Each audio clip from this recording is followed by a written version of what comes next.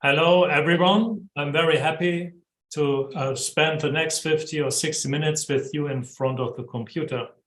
My name is Leon Krempel. I manage the Kunsthalle Darmstadt, an art institution in the center of Germany with changing exhibitions. During Corona, we started to add online offerings to our program, and one of them is Studio 15. It's not a virtual gallery, as you know it. First of all, we are not trying to recreate the analog world, but we want to enable contemplation. No data classes, but some time and muse are required. 15 pictures want to be looked at. They can be arranged in any pairing. What comes into play here is comparative seeing.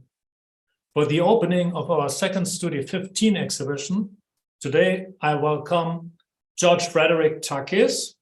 We will start with the presentation of his Gap Art Manifesto in a moment. Let me welcome him warmly with you. Before you begin, George Frederick, I wanted to tell you that I'm very grateful for your contribution to Studio 15, not only to the exhibition itself, but also for helping to sharpen the whole project. Let me introduce you as an eloquent visual artist. George Frederick is known to some here in Darmstadt through an appearance in the accompanying program of an exhibition in 2022. It featured paintings by the Brazilian artist Rosilene Ludovico, to whom much of the Gap Art Manifesto applies. So, or not, we will see. George Frederick, welcome again. You have the floor. Well, thank you.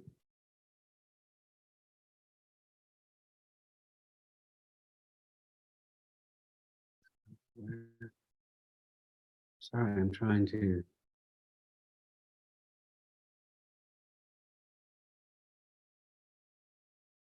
share Safari my desktop.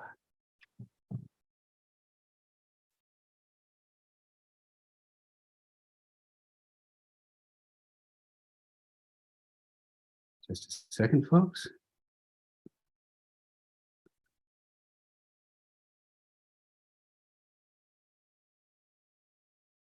Now, a question to you. Can you see Gap Art Manifesto? Do you have access to my screen? Yes, we do have. Wonderful. Okay, so all the folks can see that. Well, then, we can begin. And I'd like to start by expressing some thanks to some folks at the Kunsthalle Darmstadt, Sabine Meyer and Florian Fehlbier, for being so cooperative and helpful in getting the pictures installed and the website up and running. And here in Berlin, my gratitude goes to the graphic artist David Anderson for his loyal and very meticulously professional help in transforming the photos you'll see tonight into the form in which they will be presented. And finally, to Leon Krempel for having me back for a second chance to spread my wares out in front of the Kunsthalle Darmstadt and see what interest they might occasion. That word gap that's been projecting itself, protruding, you might say, in any case, clamoring for attention, has an interesting history in it. It comes from an Old Norse word that means chasm or hole.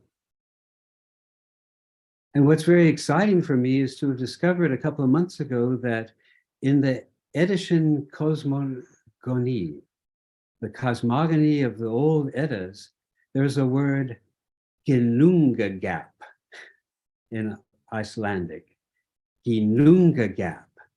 And what that means is the name of the primal cosmic space before the creation of the world. So we're talking about a very wide existential field here, and that resonates in the two possible etymological meanings for this word, Ginunga gap. One is the yawning abyss. The other would be the primal space filled with magical and creative energies.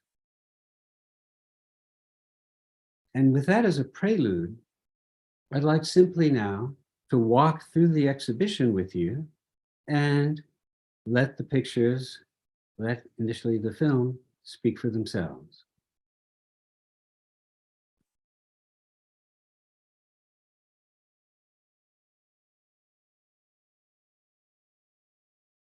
Gap Art, Metamorphosis in Emptiness.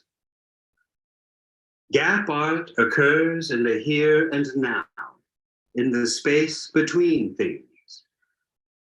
The void and the vase, the expanse of deep space, the interstitium. Gap art is immediate, unpredictable, evanescent. Gap art is positionless, possessionless, pervasive. The gap is where the rabbit pops out of the hat. The gap is where the seed slumbers and sprouts. The gap is where stillness stirs and sounds. Gap art arises from silence. It appears within vacancy. It culminates and it dissipates. The gap is the field between nothing and something, the rift between mind and body, the rub between stasis and flow. Gap art is friction, heat, radiance. Gap art takes root, buds, blossoms. Gap art is empty. Gap art is full. In gap art, nothing happens. Mind the gap.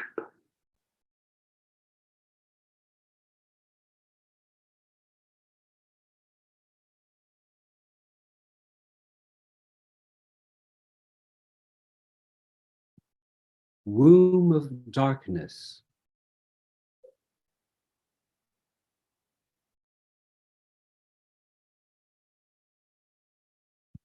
Birth of light.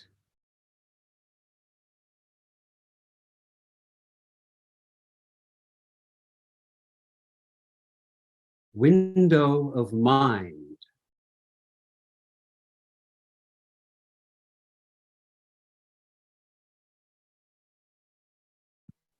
Mystery of containment.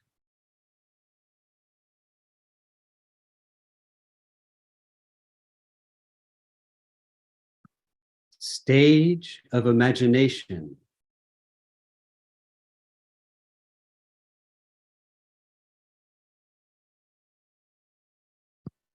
Field of language.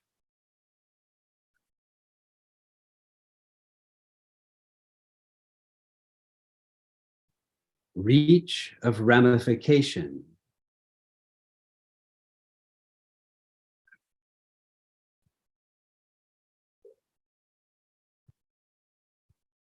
Fertility.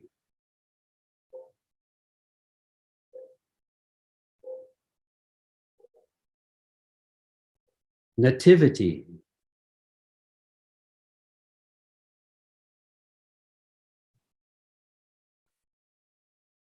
Elongation.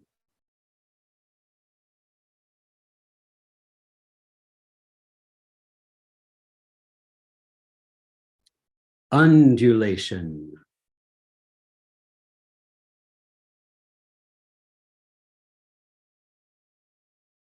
Vegetation.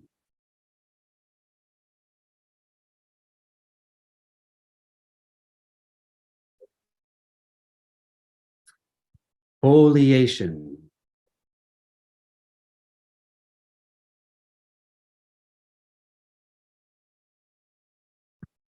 efflorescence.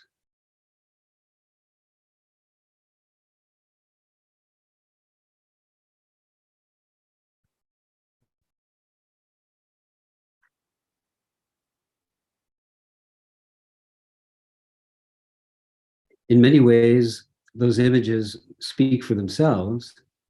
And the question is, in the time that I have now to make some comments, what to say? And I'm reminded of a quote from Samuel Beckett, who remarked, "Every word is like an unnecessary stain on silence and nothingness," which would bring us right to our theme and maybe pull the rug out from under me, but maybe not, maybe give me some inspiration of finding some things to share with you as we turn our attention to these photos and begin with Womb of Darkness. And you'll notice subliminally almost in the background undulating are in fact folds. And that image and energy that they incorporate is a motif through this exhibition tonight. It's also, I recognized weeks after I'd made these photos and everything was done, it's also, in fact, a resonance of some quite heavy-duty intellectual discussion about the fold. For instance, in a book in 1988 by the French philosopher Gilles Deleuze, entitled in English, The Fold, Leibniz and the Baroque, he goes into all sorts of abstruse ruminations about the fold that would lead us far astray from our theme this evening. But on the other hand, he brings things right to a point, and often I'd like to bring some quotes in. And the first is quite simple. Him talking, saying, everything folds, unfolds, refolds. And that energy is going to be a backdrop for us as we proceed further through the exhibition, and waiting for something to happen in that vast darkness, we experience the birth of light. And yes, this picture is in fact employing the metaphor of a soccer ball. And what for me is really enjoyable watching a game on screen and seeing the goalie kick that ball to get it back into play far down the field, and it soars up and out. And that very dynamism, I feel, is in this white globe bursting with energy. And it, again, what's going to happen? And then suddenly, blam, it's there. It's going to disappear. And then, wow, it comes out and up. And the funny thing about this is that if this picture were expanded to a bigger size, you would have an opportunity to peer more closely into those black pentagons. And what you would discover is that, in fact, they're not surface material snuggled up against the white hexagrams, but in fact, those pentagons are cut out, they're empty, and they show through to the underlying folds of the background, which means that in terms of that Saussurean dichotomy of signifier and signified, the signifier of the light, it's carrying within itself the emptiness to which it refers. It's a neat twist, and it brings some dimensions into this photo, which I think would allow me to say, in parallel to René Magritte, ceci n'est pas un ballon. Well, in any case, this backdrop, dynamic as it is, wants to go further. And this white shape-assuming light then wants to go into a frame, a square shape. And what we look at here is that reflective stance of the intellect, glorious with those telescopes out in space, peering out, drawing in knowledge, to us reading a book, to whatever we do, fill with content that window. But I'm inviting you to please think of it on a meta level, on the level where the very act of looking, of perching and poising above the abyss, as it were, not so much in a dramatic sense as I mean it as in a sense of being confronted with mystery. And this mystery is quite stunning in its implications. And it can be visualized in the next image called The Mystery of Containment. And here again, a short quote from Deleuze saying, folds are the inside of the outside. And that certainly brings it to a point that there's an emergence of something that was hidden, and maybe in the swirling folds and contrasting grays and blacks of this image, there's a sense of that. In any case, I think what's clear is the childlike curiosity and excitement that we feel when we peer into that box and wonder, is a jack-in-box going to come out? Or are we going to tumble in like Alice into the rabbit hole, into realms and realms of fantasy? Or are we looking down into a well and wondering, if we lower the bucket into its dark and murky depths, what we will draw forth? Who knows? And that's the excitement of it. And that's the mystery of it, that enfolding, that turning inside out of the deep space, something that maybe echoes back with that Inanga gap. Another direction that we can proceed in from these folds, this background, is in the realm of the imagination. And here, that light, the light of reason earlier, is now the illuminating glow of imagination. And not so much a window here as a perimeter, a border. If this were a Greek temple, it would be a temenos, a holy area. And in fact, many people look at the stage as being just that.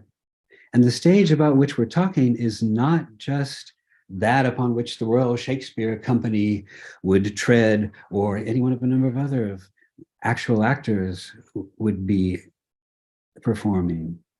But think of that stage of the imagination that's in your own skull, between our ears, and upon which flickering phantasmal figures come and go. And this image shows us, I think, the source. If you look at that black framed rectangle, you can think of it as a solid surface upon which could be tread and trodden. Or you can think of it as being open, and as once again showing that mystery, that question of what will emerge. And a great director of the later 20th century, and a theoretician of theater, and a man who lived and breathed it, Peter Brook, wrote a book called The Empty Space. And in it, talking about the role of music in theater, he said something very apposite for us here. Music is a language related to the invisible, by which nothingness suddenly is there, in a form that cannot be seen, but can certainly be perceived. And that revelation of the invisible, that emergence of nothingness, is the dynamic field, I'd say, upon which this exhibition hopefully occurs. And that field has one instantiation, one concrete manifestation as language.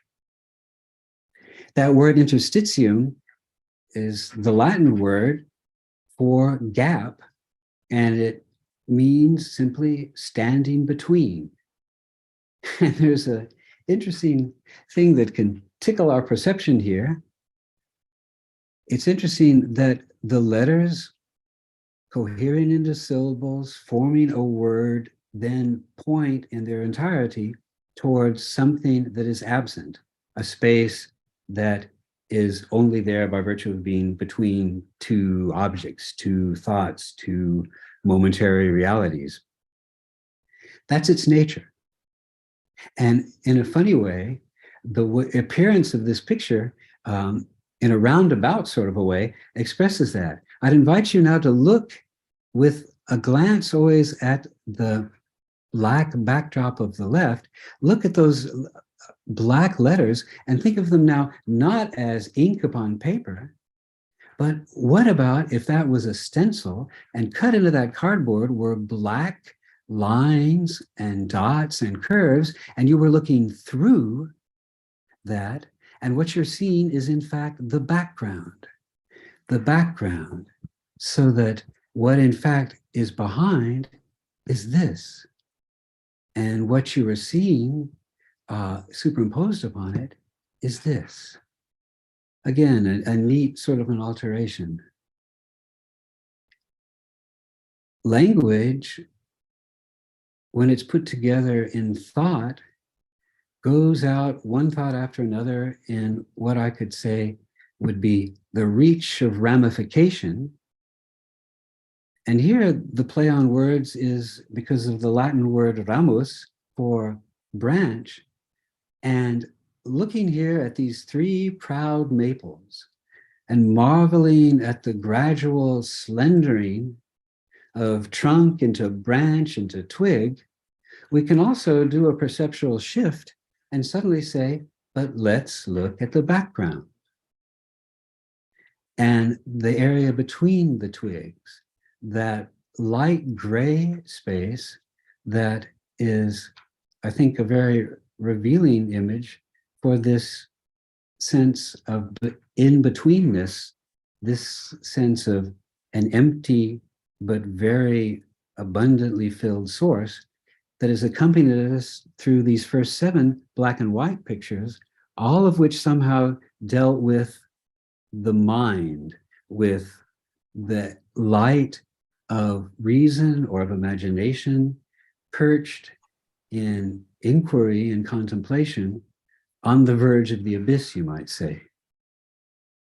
We're now going to shift to substantiality and accordingly to color pictures and look at fertility. And when I see on this abstract field this beckoning egg, I'm reminded of the myth of Deucalion and Pyrrha, in which they were the only remaining couple after the Greek gods, irate at a miscreant humanity, had sent a flood that had destroyed everyone else. And Deucalion and Pyrrha, going in despair to the oracle of Delphi, asking what could be done, were instructed to go to a rock-strewn field, to walk across it, to bend down and to pick up each hard clod of clay, each glistening rock, and throw them over their shoulders without looking back. And at the thud of contact, when those clods, those rocks hit the ground, a human being was born. And this picture for me sums up that miraculous creative energy, and also through its, for me, reminiscence of that Greek myth, provides yet another image of the gap in that tale from Greek mythology is in the fact that Pyrrha and her husband don't look back. Their vision is cut off from seeing the actual event where realms meet, spaces conjoin, and humans are restored. And that miracle, as it was, is inherent to, intrinsic in that empty space of non-vision. All these things inherent to a humble egg here on a mud flat, you might say, but an egg that is also making a lot of mystery. Again, the question, what's inside? What's inside? And wondering what's going to become of that egg? What's going to become when it writes itself up and cracks and sends out energy, sends out light from within? It's the dispersal of seed from a cone. In fact, this picture starting with a tiny pine cone found on the coast of Croatia, but then in the moment of now, the folds becoming green, suffused with yellow light and green verdancy. Now nature is on its way. And in a really astounding sort of an echo, this image is, in a lot of ways, the sister piece for the birth of light in the cosmos. Look, please, in both cases, at the undulations, the folds in reaction to the bursting forth, the emergence, to the conjunction of pentagons. On the left, the black hollow spaces. On the right, the inverse, the hollow spaces of that cone are the black rims forming the pentagons, and they glisten marvelously. And this is just for me a great image of serendipity. And in fact, we're setting now something in motion. And what's going to happen is we're going to explore what can come now of that burst apart seed. Well, one direction it can go is that of line, and there we have elongation. This object, found coincidentally less than 100 meters from the pine cone, is a piece of rigid, rusty iron from the rocky coast of Croatia, washed by seas for who knows how many years or decades, twisted into a shape that now, presented this way, shows the dynamism of that previous bursting, glistening, brown, gold, yellow, green energy, all channeled into a line. And that line starts with a curve, and then it coils to the left, and then it surges upward, and it's that striving quality of line. There's a whole evening about gap art that goes in the direction of line and music. But for us tonight, we're going to inquire what is inside that energy. Another image for it, when it's enlivened, is undulation.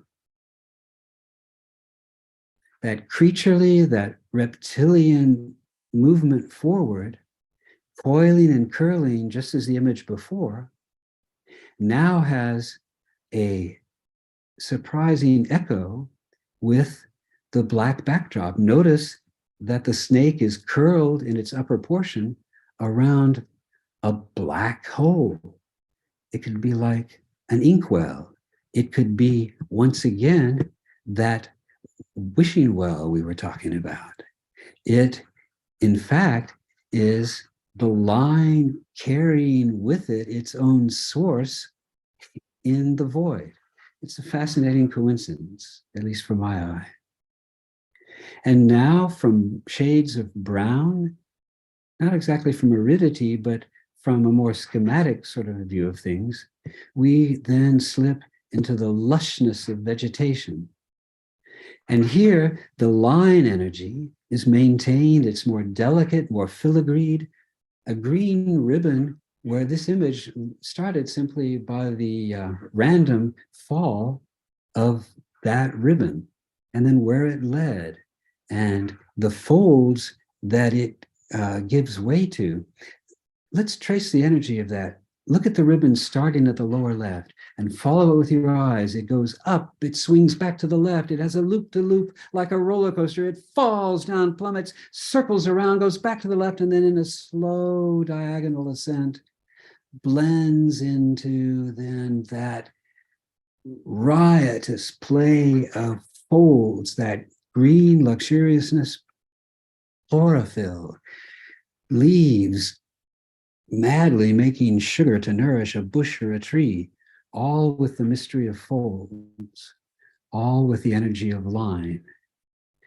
And all that coming to a point in foliation, now a concrete leaf of an oak tree. And if you would notice, please, the source there at the end of the twig, where those fine strands that each of which have a leaf growing out from it, where they conjoin that intersection, that point of explosion, you might say. What it is in a lot of ways, it's this energy brought down to a point. And what we have then is, again, an echo one final time, this time Deleuze not speaking himself, but quoting the artist Paul Klee, talking about something called the inflection point as the beginning, a side of cosmogenesis, a non-dimensional point between dimensions. What better expression of the gap, and what more beautiful image than these leaves? Well, in fact, I think there is an image that goes even further, and it is our final picture. It is efflorescence. It's the flowering that is the telos, the end point of every glorious unfolding of vegetation. And this ribbon here, translucent, still has that elastic, muscular, proudly vigorous energy of the line, caressing itself, going back upon itself, gentle, twisted, caressing, just a wonderful image. And it's funny how things are seen that weren't intended by the supposed creator thereof. My son Jonathan, glancing at that image a good while back, said, at the age of 12, said, "Dad, that reminds me of the double helix." And in fact, I thought, yes, yes. And what better way to end this presentation here of these images than with that power of DNA, but in such a delightful colored way, as a counterpart to the manifestation of that emptiness, that somehow maternal, definitely primordial, expansiveness, abyss, source of energy, sparkling manifestation, rock of magic, all the things that can come out of that, poised.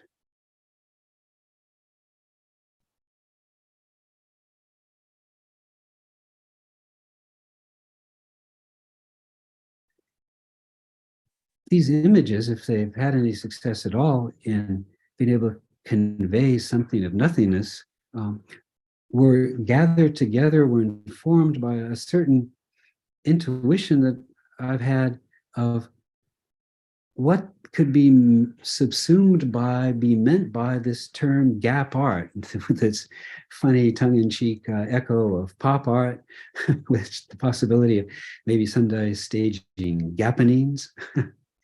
Well, in fact, it's a very seriously and simultaneously playful sort of orientation. And the conceptual framing, you might say, for the exhibition is a short text here at the bottom left as a sort of an explication of the title. I'd like to end by reading that with you. Gap Art, Metamorphosis in Emptiness. Gap art makes something out of nothing. From the latency within vacancy, it draws forth lines that turn into a succession of shapes and colors, impart patterns to space, then return to the void. Gap art cultivates an awareness of the interstitium, the space between things. It sees both borders and backgrounds, senses distance along with presence, discovers the breaks that are inherent to difference to be openings into a dynamic expanse where thoughts and objects emerge and disappear in perpetual transformation.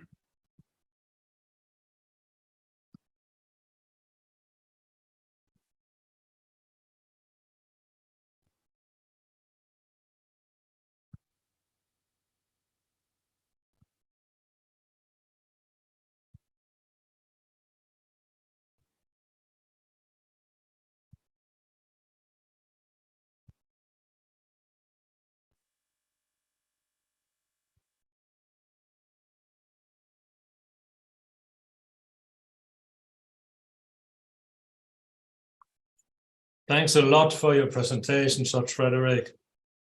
So there's now an opportunity to ask questions. Does anyone have a question?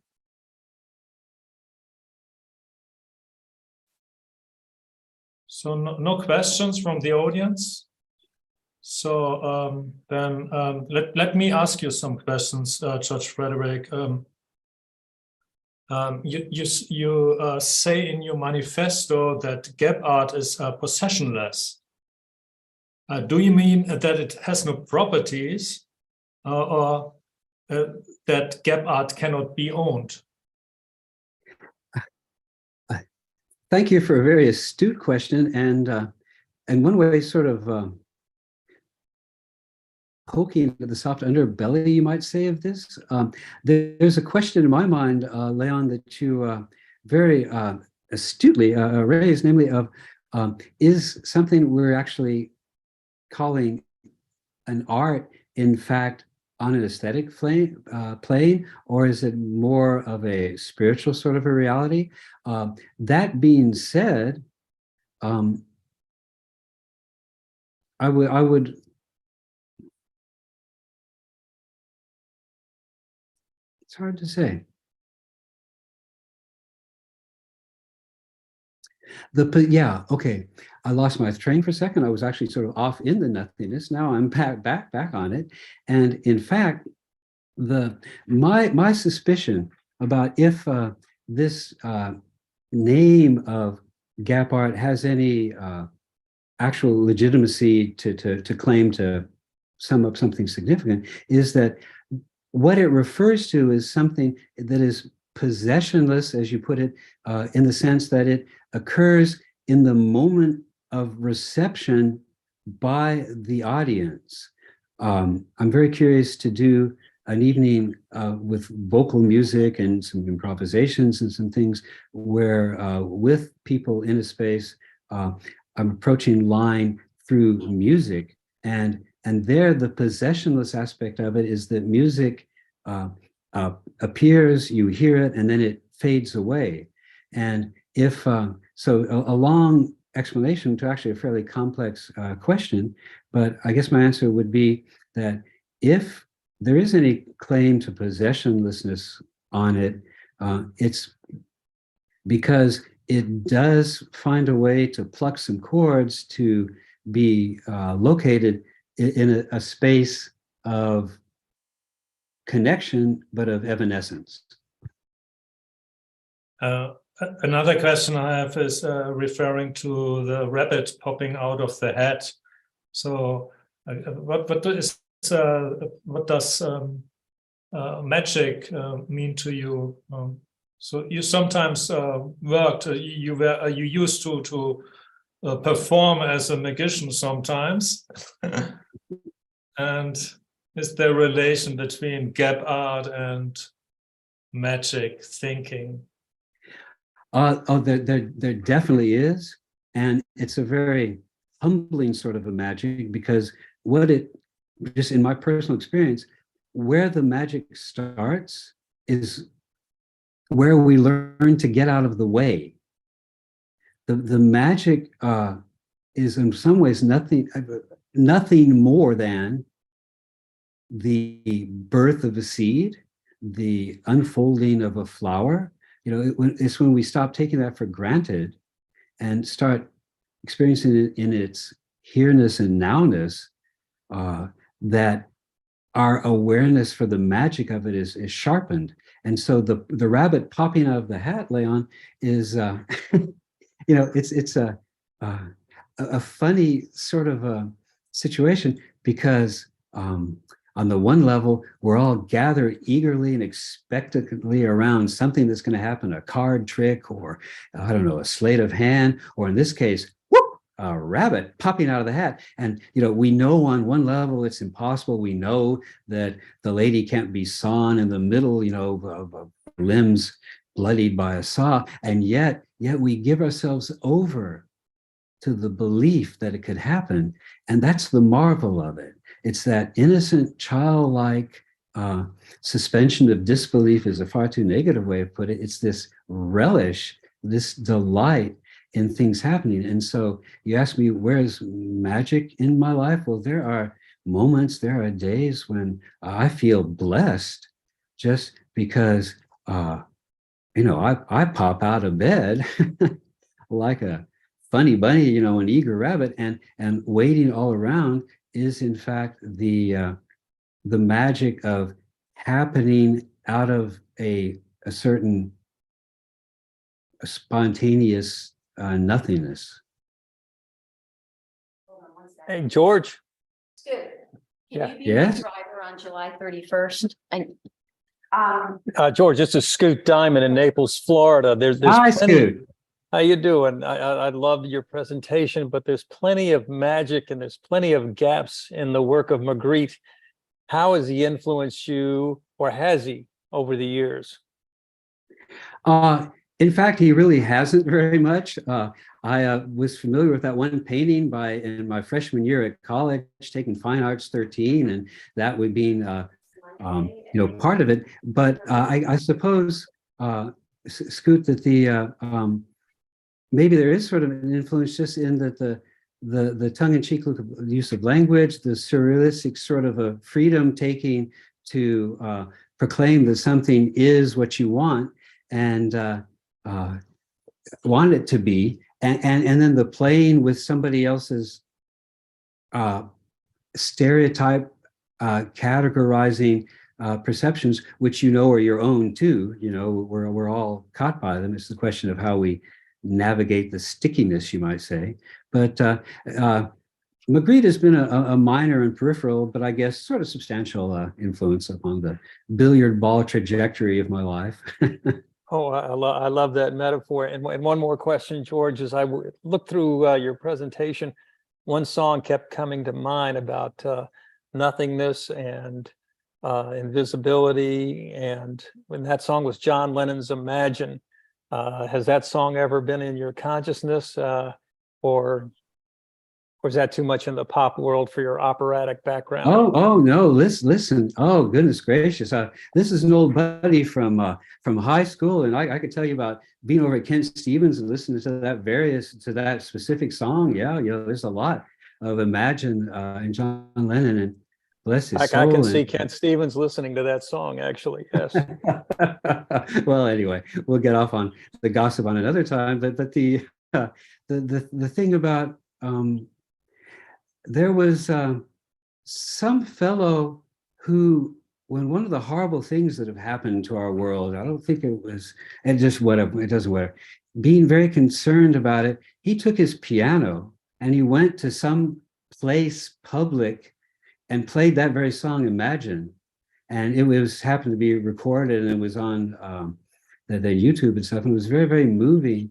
And I don't know. I'm not sure that I know immediately how it relates specifically to this theme of nothingness in the sort of cosmogonic sense that we've been talking about, but it certainly imagine relates to it on the level of the heart, that to imagine a world that is better and the opposite in so many ways of our own fallen one, and drawing that from somewhere of substantiality, but also maybe the source is in the sort of nothingness we're talking about. Beautiful answer. Thanks. George, Yes. this is Dominique Jambert. Hello, Dominique. Hey. Bonjour, Dominique. Yeah, that's good.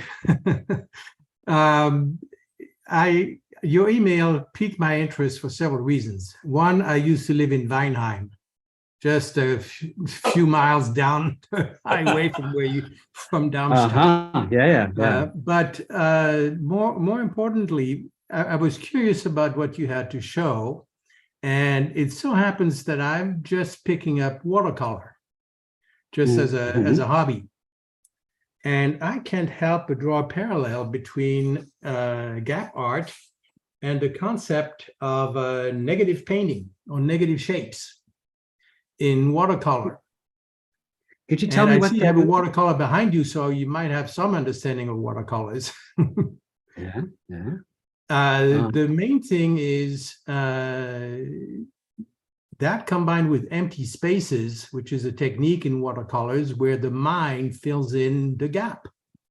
And so it's completely anecdotal, but I was kind of amused by the fact that what you're presenting is very similar to a concept that artists do by leaving a void or using a void to present something that is not there and that the mind fills. The mind then of the viewer, of the recipient, or well, the viewer? Both. Yeah. Although they may not see the same thing. Yeah, exactly. Yeah. Okay, so it's use the word interstitium, the Latin word. There's the same word in French, by the way. It immediately drew the parallel because I interrupted painting a bird to come here, and I thought, this concept is very much what painters in watercolor, and you can only do that in watercolor where the color flows with the water, where basically you use the gaps and you let the color flow, and basically the color might take any shape. Yeah. It's, Dominique, thank you so much for sharing that with all of us. And one reason it particularly just gratifies me is the way that it's echoing with you, and the very clear and precise way that you've communicated to us. It gives me a sense that, in fact, maybe this gap art thing, that it does get onto something, in that what you're talking about is fleshed out with the experience of doing watercolors. Its basic structure is on sort of a meta-abena. Back when I had that image of the mind and the folds in the background, just that sense that whatever we're doing, it could be riding a bicycle. I mean, there are books, Zen and the Art of Archery.